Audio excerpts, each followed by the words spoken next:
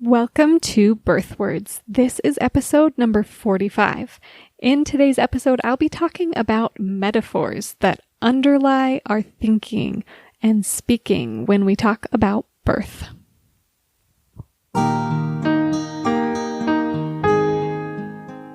Welcome to Birth Words. Words are powerful. What are you doing with yours? In this podcast, birth doula and applied linguistics scholar Sara invites you to be intentional, reflective, and empowering with your language as we come together to honor those who give birth. The work of Birth Words is to elevate the language surrounding pregnancy, birth, and the postpartum period. Nothing in this podcast should be taken as medical advice.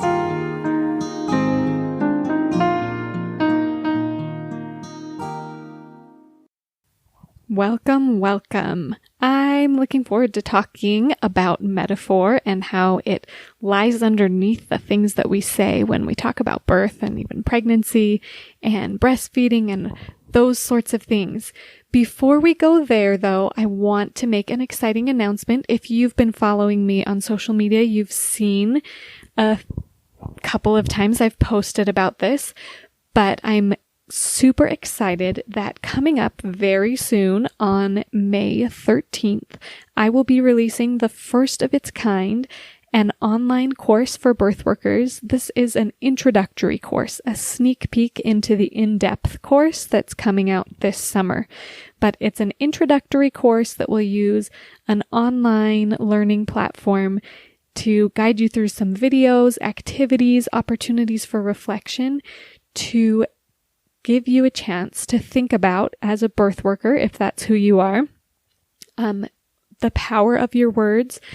And this little mini class specifically is going to focus on the complexities of communication and why we sometimes miscommunicate and how communicating is complicated and what makes it that way and how we can better understand what people are saying and better express what we're trying to say. So that is coming up soon. Again, May 13th. It will be available for purchase on birthwords.com/classes. So if you have a chance, head over there. It's ready for pre-order already. You can go to birthwords.com/classes and pre-order now so that on the 13th, you'll be ready to go and we'll be able to just jump right in with that class. I feel like this is a very timely offering because with the COVID-19 pandemic globally, many doulas aren't able to practice in full the way that they have been, and other birth workers as well aren't able to have the face-to-face interactions with their clients that they're typically used to.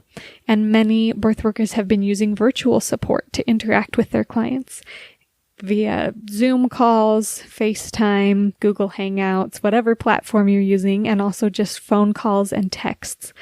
And all of those interactions are very language centric. You're basically using your words to support your clients. So I can't think of a better time to share this little bit of information and this class with you.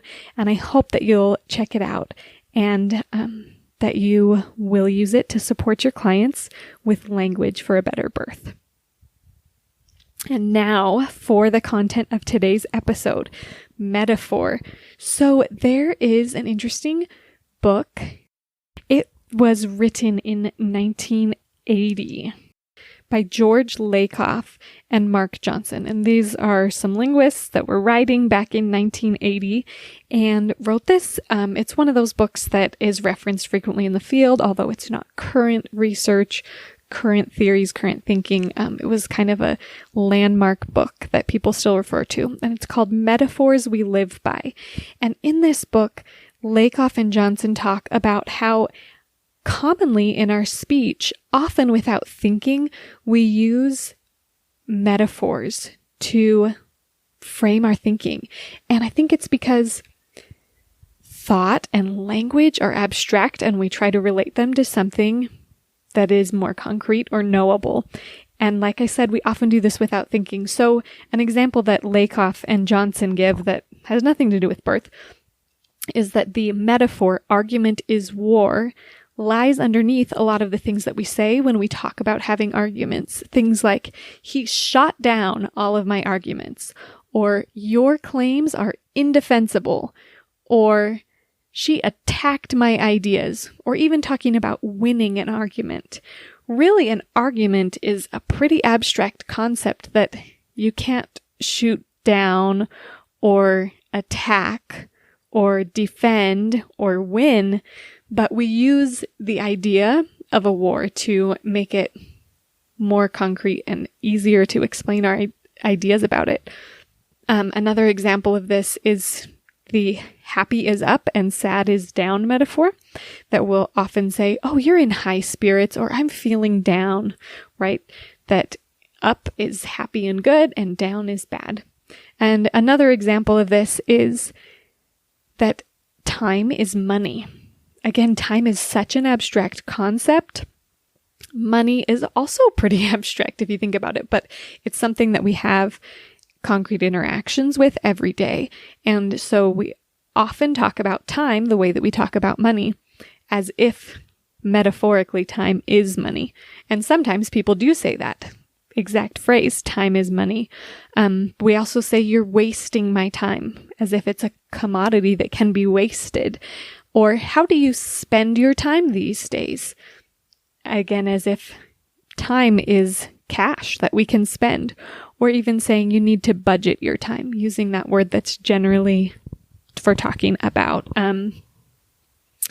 money. So why am I talking about all of this on birth words? None of the examples I've given so far have anything to do with birth, so let's change that. Let's think about the concept metaphors, these underlying metaphors that are underneath some of the things that are commonly said about birth. So one is the metaphor that labor is a machine, or perhaps a car. We talk about going into labor, which is just kind of interesting if you pause and think about it. How does one go into labor? But it's almost as if entering a car. And it also loses the sense of control or direction if you kind of step into something. And another instance of labor being a car or a machine is that we often will say, my labor stalled. Or sometimes, my doctor wanted to give my labor a boost or a jolt and intervene in that way, as if our labors were machines or cars. All right, so that's one example. Another one is that we sometimes talk about breasts for breastfeeding as if they're bottles. When we talk about my milk came in, it's as if it's being filled from an external source, rather than your milk is being produced from your body, not being poured into your breast as receptacles. So when we say my milk came in, or I'm empty after a feeding, we're really thinking of breasts as if they're bottles, rather than recognizing them as the natural feeding tools of wonderment that they are. Another example of a concept metaphor that sometimes underlies speech about birth is that birth is a competition. Sometimes we talk about how the baby is the prize at the end of your race, right? As if there's a prize to be won. And sometimes people will say, oh, you don't earn a medal. You don't get a medal for having an unmedicated birth, for instance. For having a VBAC, for instance. Sometimes people will say, oh, you don't get a medal, as if birth is a competition and we're all striving for medals. Okay, so I started off with, as you can tell, some less positive examples about birth. I want you to take a minute to pause and reflect and think about whether you have other thoughts or feelings, other phrases that come to mind that belie underlying metaphors that are perhaps disempowering or negative or problematic in some other way. But let's also talk about metaphors for birth that can underlie our speech that are helpful and uplifting and empowering. I'm thinking about, for instance, in hypnobirthing, often surges or waves is how contractions are referred to, using this metaphor of a wave of the water naturally rising and falling, cresting and peaking. Another example of this is my doula business here in Utah is called Summit Birth Utah. And the reason I came up with this name is because I was once having a conversation with a friend, a fellow doula, who asked me, well, what do you love about birth? That might not have been exactly the question that she asked, but that's how it ended up sitting in my brain and heart for a while as I thought about it. What do I love about birth? And I realized that I love that giving birth, like climbing to the top of a mountain, requires that we pull within ourselves and find strength that maybe we didn't know that we had. And it is challenging, but that's why it's so rewarding, because at the top, we have just this summit, this beautiful experience where we're filled with love and accomplishment and awe for the wonderful work that our bodies have done, that we've done as we've brought life into the world. So I encourage you to think about, what are the metaphors that I want to use to define my pregnancy, to define my birth experience, to define my postpartum experience, and think about, how can I create positive words that are based on underlying metaphors that are meaningful to me and positive for me? Or if you're a birth worker, how can we do this with our clients? The same metaphor is not going to work for every person. Not everybody feels contractions as waves.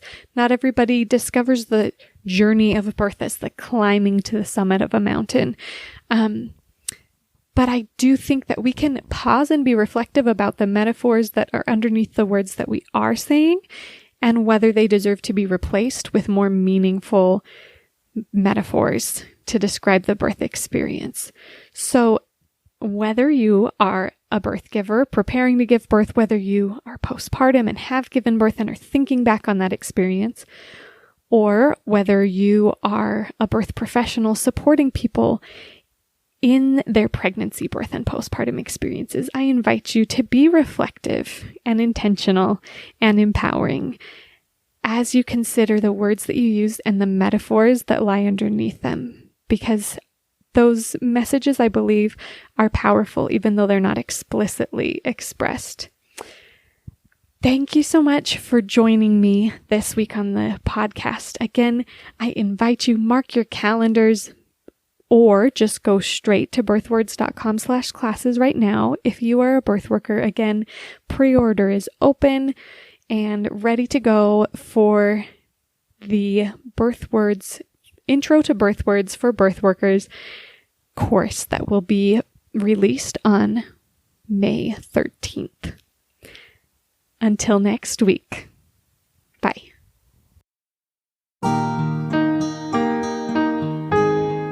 If you're interested in sharing your ideas or experiences on the podcast, go to birthwords.com. If you're liking what you hear, please leave a review on your podcast app. For more resources about language for a better birth, subscribe to the monthly newsletter at birthwords.com and follow BirthWords on Instagram and Facebook.